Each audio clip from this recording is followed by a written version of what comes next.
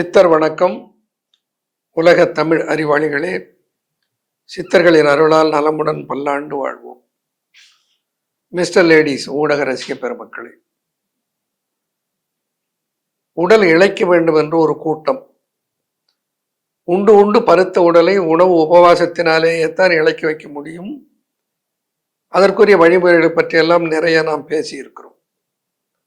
உடலை இழைக்க வைப்பதற்கு ட்ரிம்ஃபிட்டை பற்றி அவ்வளவு பேசியிருக்கிறோம். 2-3 மாதத்திலே 15 கிலோ 20 கிலோ இழைத்தவர்கள் எல்லாம் நம்முடைய பதிவிலே இருக்கிறார்கள்.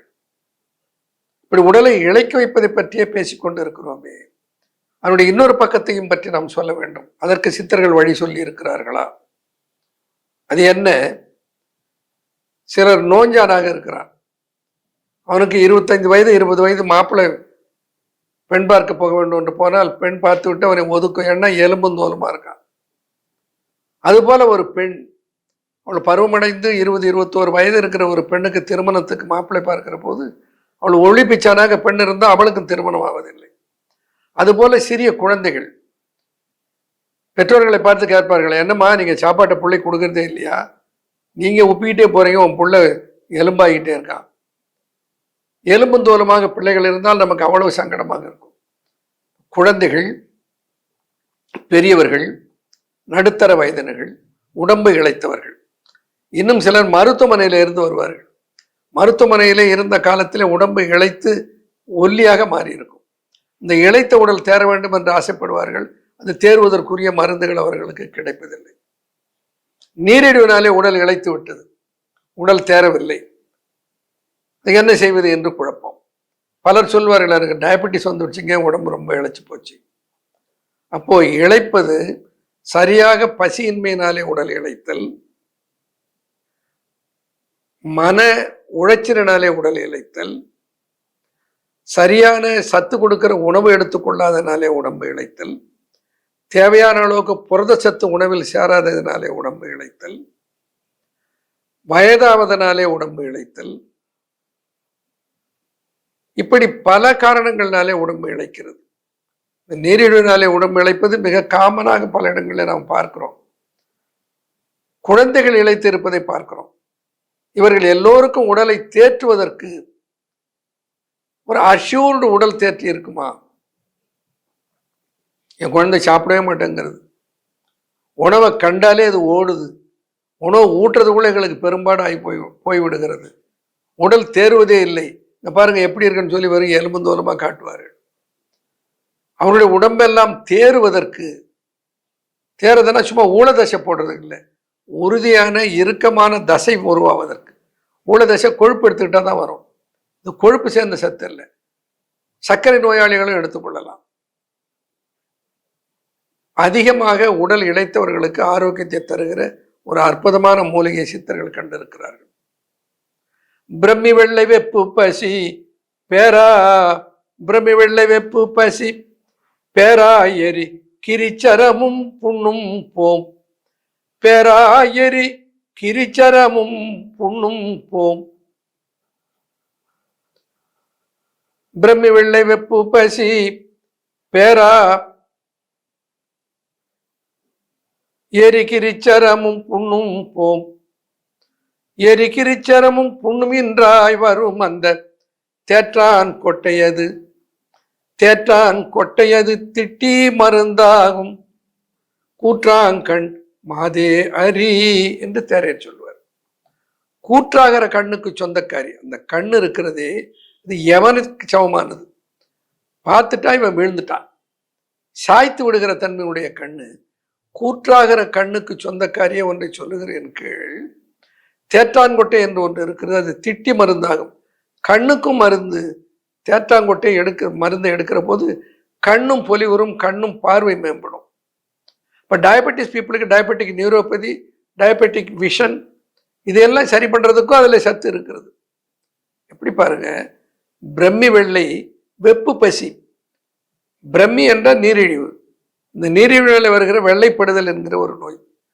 பிரம்மி வெள்ளை வெப்பு பசி, நீரிழிவு அதிகமாக இருக்கிற போது கடுமையான பசி இருக்கும், அதையும் கொண்டு வருகிறார். பிரம்மி வெள்ளை வெப்பு பசி தீரா எரி கிரிச்சரம்.